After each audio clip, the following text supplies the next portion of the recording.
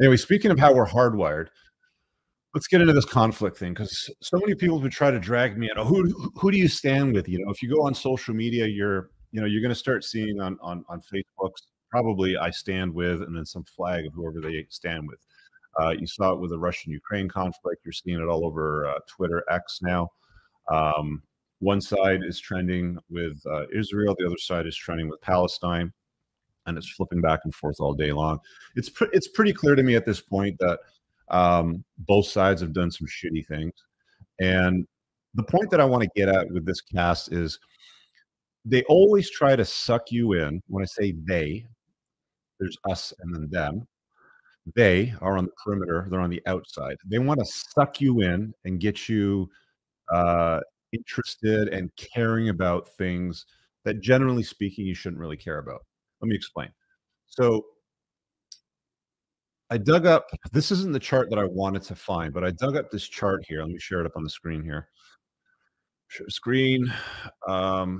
This is, what is this called? Animation, how Europe, no, this isn't the European map, 600 years of war. So this is the 600 years of war and peace. Here it is. So this is global deaths and conflicts since the year 1400. So the point of this map is on the bottom axis here, you've got the years, the 1400, all the way up to the recent time, 2000s. And on the left axis here, you've got the rate of deaths per 100,000 people, okay? You can see the rate of deaths per 100,000 people has pretty much stayed relatively consistent. There's been some peaks and some valleys. There's been some wars that have created more deaths than others. But throughout history, one thing is very, very common, and this is only in the last 600 years, by the way. There's another video that I want to show you, which I'm just going to kind of play in the background as I'm talking for frame reference, because there's no audio. It's really just how the European map has changed. We'll get to that in a second. But what you'll notice here on this map is there's a lot of dots. Each one of those dots represents a conflict. Most of these aren't labeled. If I go to the top ones over here where there's a lot of deaths involved and the conflict lasted for a long period of time, you can start to see some of the, like this is the 30-year war over here. This is the period of the 100-year war over here. Peasants' war in, I can't even, Saxons, I think it says. There's all these different wars. All the big ones anyway are all labeled until you get up to World War I, World War II, and it looks like World War II had the largest number of casualties in total. And we haven't seen a world war like that of World War II since. This was a very this was a very traumatic time for our grandparents and great grandparents. My granddad, I guess, grew up in both those wars. My dad was born at the end of the Second World War, so this period of time must have been like just fucking like conflict after conflict, dealing with zone after zone. Because I remember my granddad telling me stories. You know, he used to South Africa, Gibraltar, Singapore, Hong Kong.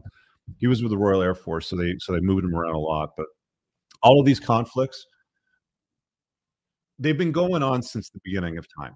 You know, is a point that I've been trying to make. And the 1400s are not the beginning of time. This is just the beginning of this particular map. There are data points in other maps that go even further back, but the common denominator is there's just dots everywhere. It's just covered in literally dots everywhere. This is not a new phenomenon. This has been going on forever. So, I mean, the first thing that you got to understand is this ain't going to stop. No matter how much they want to suck you into caring about what's happening over there, it's not going to stop. You caring about it isn't going to change much. Them trying to suck you into the idea of who's right or wrong or what side to stand on isn't going to change anything. Let them suss it out. Like, it's gotten to the point where when people ask me, you know, for my opinion on things like this and that and the other thing, it's like, how about we just stop either printing money or taking taxpayer money and sending it over in other places when we've got a world of issues that are going on in our own backyards here in North America. I mean, we've got people walking into stores and shoplifting with zero consequences whatsoever. They're telling employees not to deal with it, let them walk out. And if they try to stop them, they're going to fire them, right? Because they've got legal issues tied around that. You got wokeness issues they want you to care about if you don't use somebody's correct pronouns. They want you to care about all these things locally here, and many of them don't even matter, by the way. It's like there's core issues that actually matter, but they're trying to distract you with issues that don't matter, or issues on the other side of the world, or the other pond, or that continent, or this continent, or that part of the equator, or whatever. They keep trying to suck us is what I'm getting at.